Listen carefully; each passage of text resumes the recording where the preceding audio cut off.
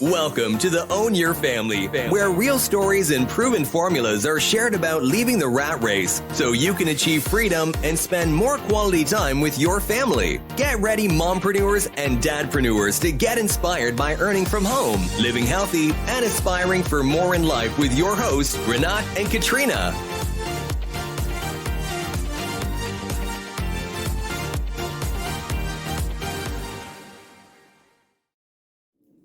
When was the last time you felt a rush of dopamine? It might have been after a few too many hours spent doom scrolling on Instagram, or after hitting a pace on your last run that you'd been working towards for ages, or even after eating that dessert that you had been looking forward to for a while. There is no better time to start improving your family time while improving your personal health habits. Hi, it's Katrina, your coach for Own Your Family. And just a disclaimer, all content and media on Own Your Family are created and published online for informational purposes only. It is not intended to be a substitute for professional medical advice and should not be relied on as health or personal advice. Always seek the guidance of your doctor or other qualified health professional with any questions you may have regarding your health or a medical condition. Now, let's look deeper into the dopamine impact on blood glucose. When you feel this rush, it is because your brain produces a chemical called dopamine. It is a neurotransmitter or a chemical messenger responsible for several key functions in the central nervous system. So conventionally, it is known as the feel-good or the pleasure chemical, even though it does not produce pleasure. Instead, dopamine connects feelings of pleasure, gratification, and reward with certain behaviors by controlling the brain's reward centers and pathways. Dopamine is produced in various parts of the brain and pathways of the hypothalamus. Dopamine receptors are located primarily in the central nervous system and less prominently in the kidney and vascular system. The type of dopamine receptor determines its function, but overall, these receptors are responsible for cognition, memory, and sleep, to name a few. So, how does this impact the blood glucose level? Although studies have not proved a definitive correlation between dopamine and blood glucose levels, the answer lies with insulin. Recently, however, promising developments have been made. Insulin controls carbohydrate, lipid, and protein metabolism, providing glucose access to our cells. Together with glucagon, insulin helps maintain a state called homeostasis. It is an internal equilibrium.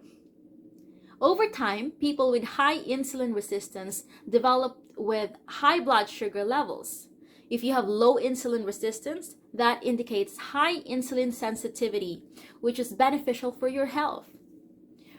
And here's the thing, researchers at the Institute of Diabetes Research and Metabolic Diseases in Munich examined the interaction of the homeostatic and reward systems in the striatum. And during a study, insulin was administered to 10 healthy male participants to investigate lower dopamine levels and a change in the brain's network structure. Participants demonstrated a stronger increase in functional connectivity in the brain for 45 minutes after administered. And the results indicated that insulin modulates dopamine release in the striatum, which affects brain activity and connectivity. The team believes that changes in this network can be a driver of obesity and related diseases. And at the Academic Medical Center in Amsterdam, endocrinologist Mireille Surley conducted several experiments to explain the underlying reason behind this improvement. So what she did, she recruited 15 individuals, all non-diabetic. Surley found that administering deep brain stimulation, or DBS, increased insulin sensitivity in all subjects. High insulin sensitivity allows cells to use blood glucose more effectively, reducing blood sugar. Additionally, Surley administered a dopamine-depleting drug to 10 healthy males to find that their insulin sensitivity decreased across the board. So this finding further reinforced the connection between dopamine and glucose regulation. Her team also activated neurons in the striatum of mice. As these cells released more dopamine, the rate of glucose uptake from other cells increased.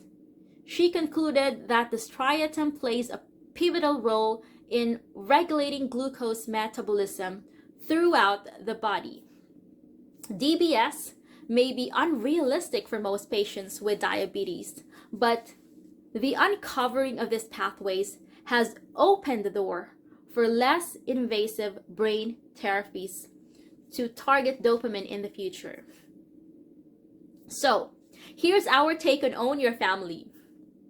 It is human nature to want to replicate this feeling, so you seek out more of that behavior that led to dopamine production. But an excess of these things will eventually catch up to us.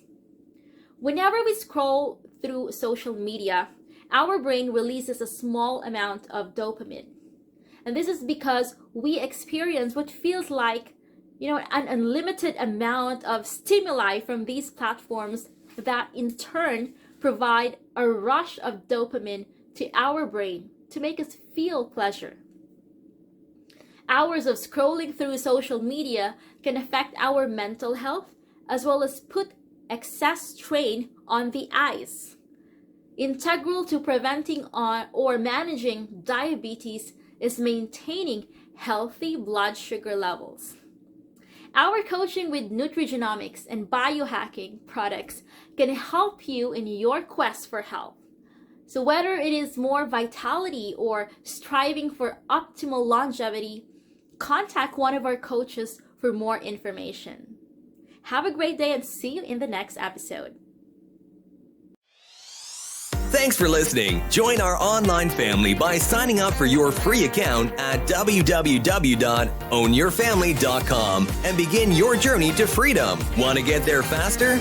Book a strategy call with us at ownyourfamily.com/book a call. As always, be sure to leave a rating and subscribe to our podcast and channel so you never miss a future episode.